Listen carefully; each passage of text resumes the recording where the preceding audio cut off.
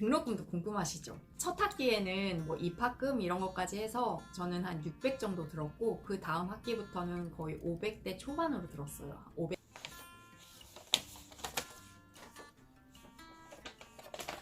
안녕. 안녕하세요. 희연다움TV의 이희원입니다. 이번 영상은 보건대학원에서는 대체 뭘 배우지?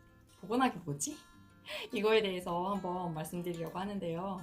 보건학은 굉장히 포괄적인 개념이어서 정의를 봐도 말로 풀어내는 게 굉장히 힘들더라고요. 보건학을 검색하면 뭐라고 나오냐면 인간의 건강을 다루는 학문으로 건강과 질병에 영향을 미치는 행태, 환경과 보건의료 시스템에 대해서 배우는 학문이고요. 공중의 건강을 향상시키기 위해서 건강과 관련된 사회적 요인을 규명하고 이를 개선하려는 데 주안점을 둔 학문이라고 나와요. 간호학과 비교해서 말해보면 간호학은 우리가 질병을 가진 환자를 대상으로 그 질병을 어떻게 케어하는지 그거에 대해서 배우는 거잖아요. 보건학은 우리 전체 인간이 대상인 거고 우리 인간의 건강을 증진시키기 위해서 또 질병을 막으려면 어떻게 해야 되는지 그런 거에 관해 전반적으로 배우는 학문이라고 보시면 돼요. 그래서 저희 학교의 비전을 보시면 모든 이의 건강을 수호한다. 미션은 지역사회의 건강 수준과 형평성 향상을 위한 보건 전문가를 양성한다. 간단히 줄이면 이렇게 돼요. 4가지 전공으로 나눠져 있어요. 보건정책학과, 건강과 역학증진, 산업안전보건, 구강보건 이렇게 4가지로 나누어져 있는데 우선 구강보건은 구강 쪽이니까 치유생과 분들이 많이 오시는 거고요. 보건정책과 관리는 보건의료 시스템이나 병원 경영 원리, 마케팅 이런 거에 관해서 병원 전반적인 시스템에 관해서 배우는 학문이라고 보시면 되고요.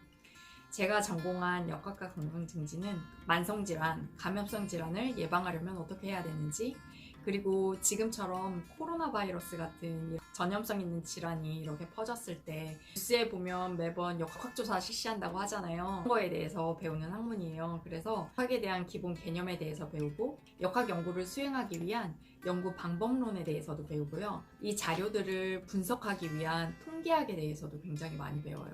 논문을 쓰시려면 이 통계학을 꼭 아셔야 되거든요. 통계학은 기본부터 탄탄하게 잘 배워두시는 게 좋아요.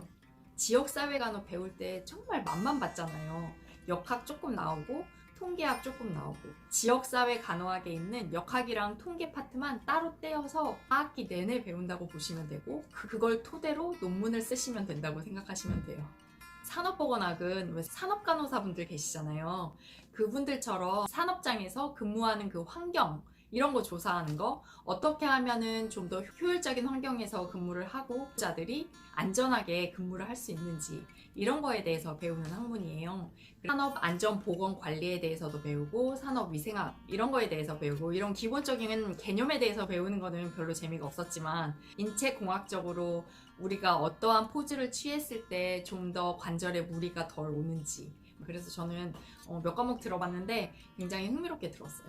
역학과 건강증진은 왜 보건소에서 우리 금연 사업한다, 만성 질환에 관해서 관리를 한다 요새 굉장히 많이 있잖아요. 그런 업무들과 관련된 이론, 보건 의사소통 이런 거에 관해서 배우기 때문에 보건소에서 근무하시는 선생님들한테 굉장히 유익한 학문일 것 같더라고요. 물론 간호사 선생님들도 마찬가지고요. 저희 학교에서는 이 4가지 전공 이외에 별도로 고령 보건 전문가 과정을 또 운영하고 있어요. 졸업사진 찍을 때 가서 보니까 아주대학교 요양병원이 생겼더라고요. 교인의 건강에 대해서 굉장히 많이 투자하고 관심이 있는 학교예요.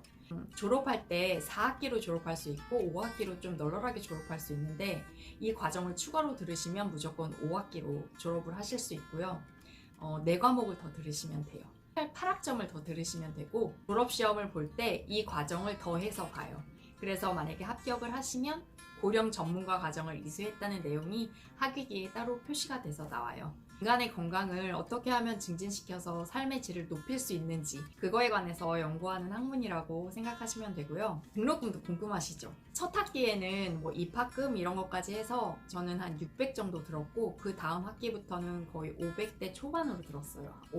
520 이 정도까지 들어서 총 2천만 원은 넘었고 기름 차비까지 하면 넉넉 잡고 한 2,500 정도는 들은 것 같아요. 졸업을 하실 때는 저희 학교 같은 경우는 졸업시험은 필수로 누구나 다 봐서 합격해야 되는 거고 논문은 선택할 수 있어요. 논문을 선택할 건지 말 건지를 또 조사하거든요. 저는 처음에는 논문을 쓰겠다고 했다가 마지막 학기 시작할 때 도저히 안 되겠어서 논문을 포기하고 한 학기를 더 들었어요. 논문을 포기하면 대신 모자란 학점을 더 이수하시면 돼요. 처음부터 나는 논문 안 쓰고 시험만 보고 졸업하겠다 하시면 맘 편하게 학교 다니시면서 4학기 만에 졸업하실 수 있으세요. 그리고 졸업 시험은 저희는 3학년 때 미리 받았어요. 한 과목이라도 패스하지 않으면 그 다음 학기에 다시 볼 기회를 줘요. 그리고 교수님들께서 웬만하면 다 합격시켜주시더라고요. 이렇게 오늘은 보건대학원에서는 대체 뭘 배우는지에 관해서 알려드렸고요. 산업장에서 일하신다거나 아니면 보건소에서 일하신다거나 이러신 분들한테는 보건학도 상당히 도움이 많이 되는 학문인 것 같아요. 오늘도 제 영상 끝까지 시청해주셔서 너무 감사합니다. 다음 시간에 또 봬요. 안녕. 안녕. 오, 팔 보인다. 안녕.